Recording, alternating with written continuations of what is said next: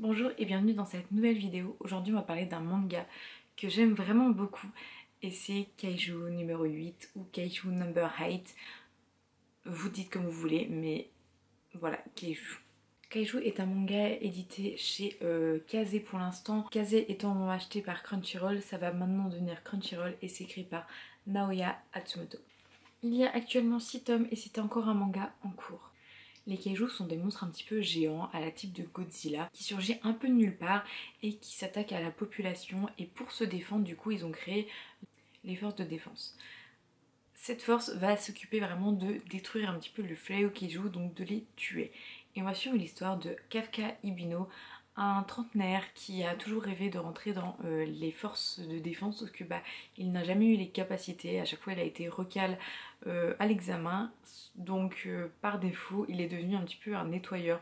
En fait il y a les forces de défense qui vont tuer les kaiju, et ce que quand ils sont tués, c'est des monstres géants, ça en laisse un petit peu partout des petits morceaux, et du coup lui il s'occupe un petit peu de nettoyer ces morceaux et du coup de s'occuper de nettoyer les kaiju en gros. Un jour, lors de ses nettoyages quotidiens, il va se retrouver avec une créature qui va rentrer dans son corps et il va devenir mi-homme, mi-kaiju, et il va avoir une force quand même plutôt impressionnante. Kaiju numéro 8 est un shonen quand même plutôt conventionnel, mais il a quelques points forts que j'aimerais aborder. Déjà, le héros, Kafka Ibino. On parle d'un héros déjà qui est trentenaire, donc déjà, les héros trentenaires, on n'en a pas tant que ça. Souvent, c'est des lycéens, des collégiens. Bon, ça arrive, mais c'est quand même plutôt rare. Et du coup, le fait d'avoir un héros trentenaire qui a toujours un petit peu suivi son rêve, à un moment, il a abandonné son rêve et il a trouvé une solution pour un petit peu aider quand même la population en nettoyant les cadavres de kaiju. Et en fait là il a de nouveau ce regain, cette force, et il dit bon ok, on va retenter en fait du coup cet examen. Et en fait il va aussi avoir cette notion que on a un héros trentenaire qui est mature, qui est très intéressant, qui a déjà connu du coup quand même pas mal de choses dans sa vie, donc il va avoir un recul quand même certain sur la situation. Il va pouvoir un petit peu des fois materner les autres parce qu'il y a des jeunes avec lui plus tard. Et ouais, c'est ce genre de situation que j'aime beaucoup et qui est, je trouve, déjà très intéressant, le fait d'avoir un héros de ce type. Plus qu'un héros trentenaire, je trouve qu'on a aussi un panel de personnages quand même plutôt intéressant. Donc sans parler des chara-design qui sont géniaux, sans parler du graphisme qui est vraiment très très beau. En fait si, on va en parler. Je trouve que dans Kaiju numéro 8, le chara-design est vraiment très très sympathique. Je trouve que les dessins sont vraiment très très beaux. Simples, efficaces. Donc les dessins sont vraiment très simples, très efficaces. On a vraiment, quand on lit Kaiju, je trouve qu'on a un visuel vraiment très très net des scènes. Je trouve que la mise en page est juste excellente déjà. Et les combats, ils avancent vraiment bien et on sent vraiment la pression lors des combats sans que ce soit trop dur à comprendre. Je sais pas, j'aime vraiment beaucoup les chara-design, j'aime beaucoup la manière dont sont posées les trames, dont l'histoire est amenée. Déjà, juste sur l'aspect esthétique de l'œuvre, j'ai rien à redire. Les kaiju du coup sont vraiment très grands et vraiment très monstrueux, enfin vraiment on se rend compte qu'ils sont dégueux quoi. Du coup je vous parlais des personnages à l'origine et du coup ce que j'aime, bon déjà leur chara-design je les trouve très... comment dire, chacun a son chara-design qui lui est propre et on le reconnaît très bien quand on lit l'histoire, on tombe dessus et on reconnaît très vite le personnage. Donc là déjà il n'y a pas de souci à se faire.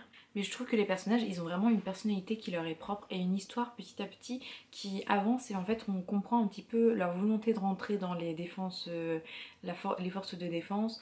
On comprend un petit peu mieux les tenants, les aboutissants, leur rôle un petit peu à chacun, la manière dont ils sont, la manière d'agir, d'interagir et de penser, qui est je trouve très très pertinente. Et il y a de temps en temps des petits flashbacks qui durent pas très longtemps mais qui permettent de mieux comprendre le personnage, du coup de s'attacher encore plus à lui. Et en fait quand ils ont des combats, tu vas déjà t'inquiéter pour eux alors qu'au final vraiment tu les connais depuis 2 tomes.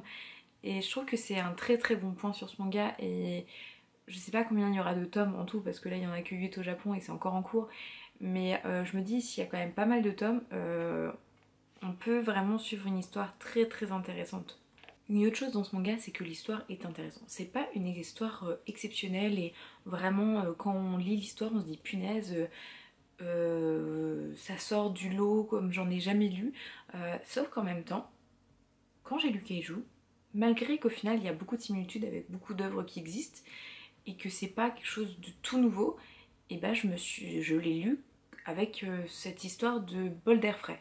Quand je lis Kaiju, quand je lis Kaiju, ça va vite, c'est intéressant, j'ai envie de savoir plus parce qu'on sent que l'histoire est plus profonde que ça, on sent qu'il y a des choses qui se mettent en place, qu'il y a des intrigues, il y a un mystère qui est présent, sous-jacent, et j'ai hâte de voir un peu ce qu'il en est. Parce que j'ai l'impression que derrière les Kaiju, il y a quelque chose de beaucoup plus grand et que bah, pour l'instant on n'est pas prêt de savoir un peu ce qu'il en est et j'ai trop hâte de voir ça.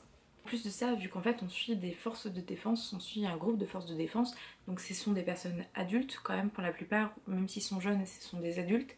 Et en plus de ça, je trouve qu'il y a cette notion un petit peu comme à l'armée avec des valeurs de respect des uns des autres, de la hiérarchie, des promesses qu'on a fait, donc parfois il y a 2 secondes comme il y a longtemps, le fait de respecter ses promesses, de s'engager sur cette voie, et puis sans oublier la notion de protéger l'autre, les notions de bonté, et les notions un petit peu de volonté aussi, dans les combats, d'être fort, de réussir, etc. C'est vraiment l'esprit shonen, je trouve, est très présent dans Kaiju, et j'ai pas envie de comparer un peu l'incomparable parce que Naruto est une œuvre qui a super longtemps, mais quand j'ai lu Kaiju, j'ai ressenti les mêmes émotions que la première fois que j'ai lu Naruto. Naruto, on peut pas vraiment comparer l'incomparable, mais en termes d'émotion, pour moi, c'était comparable parce que j'ai eu un bol d'air frais, je lisais le manga super vite, je me suis attachée aux têtes personnages et sincèrement là il y a 6 tomes et j'espère que la suite sera tout aussi excellente que les 6 premiers tomes. Pourtant à l'origine c'était mal parti parce que quand je me suis intéressée à Kaiju numéro 8, Kaiju number 8, bah en fait j'étais pas trop chaud parce qu'en fait je le voyais partout, j'en entendais partout parler, sauf que comme d'habitude à chaque fois que j'entends beaucoup parler de quelque chose ça me donne pas forcément envie. J'attends que la hype redescende et pour voir si mon envie persiste de pouvoir le lire. Parce que j'ai pas envie de acheter un manga parce que c'est à la mode et au final bah j'en ai pas envie de le lire. Je fonctionne comme ça et du coup de lire Keiju ça m'a permis de lire un manga excellent qui est vraiment bien, qui m'a plu et surtout je passe des bons moments de lecture. Un manga j'aime bien quand il y a des sous-thèmes, des choses plus profondes. Souvent c'est pour ça que je lis beaucoup de seinen et que dans les shoujo j'essaye les shoujo, enfin j'essaye toujours de voir quel est le sous-thème qui est prédominant, de quoi l'auteur nous parle.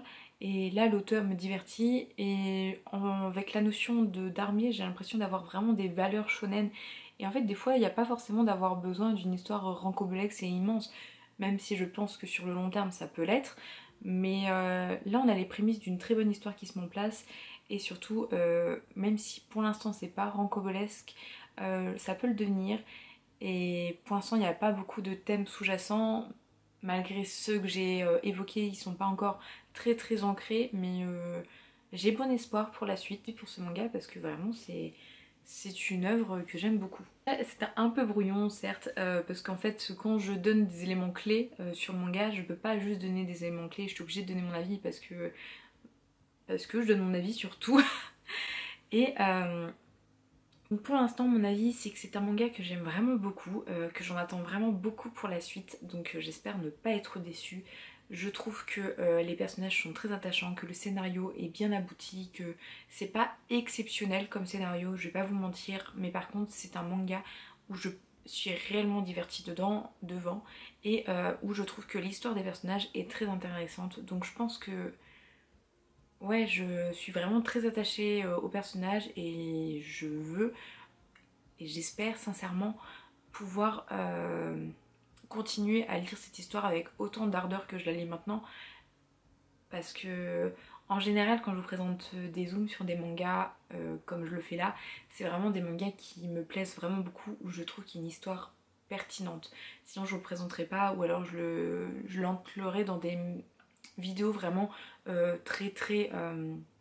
je présente 3, 4, 5 mangas d'une même édition, etc. Là c'est un manga de chez Crunchyroll, mais c'est un manga que je peux pas vous en parler en 3 minutes. Parce que même si la vidéo ne sera pas si longue que ça, j'ai besoin de m'étendre dessus parce que je passe de bons moments, je vous jure, quand je lis le manga, je le lis une première fois super vite et je le lis une deuxième fois juste après. Et ça, c'est pas souvent que ça m'arrive avec les mangas, ça m'arrive qu'avec déjà les shonen ou quand il y a de l'action et quand je suis attachée au personnage. Et là, je le suis vraiment très très fort, vraiment. Ebino Kafka et même les personnages qui gravitent autour, je les trouve très intéressants, très pertinents. Et ils sont quand même nuancés, j'ai pas un gentil qui est vraiment que gentil. Enfin, je sais pas comment dire, dans les forces de défense, on voit que chaque personnage a sa personnalité qui leur est propre et leur idée propre, mais ils respectent quand même leur hiérarchie liée à leur fonction. Et rien que ça, je trouve ça intéressant. Donc n'hésitez pas à me dire en commentaire ce que vous pensez de ce kaiju numéro 8, si vous le possédez, si vous avez succombé quand il y a eu la hype, si juste vous avez laissé passer la hype percée et vous y êtes comme moi revenu plus tard, ou si tout simplement c'est un manga qui vous intéresse pas, c'est possible hein, mais j'aimerais bien qu'on échange sur ça, donc les commentaires sont faits pour ça, merci beaucoup. Je vous remercie aussi si vous vous abonnez, si vous likez la vidéo parce que vraiment ça me fait énormément de soutien, voilà, ça me fait trop plaisir donc merci de me suivre, de suivre cette vidéo. En tout cas, je vous souhaite une très bonne journée et surtout prenez soin de vous.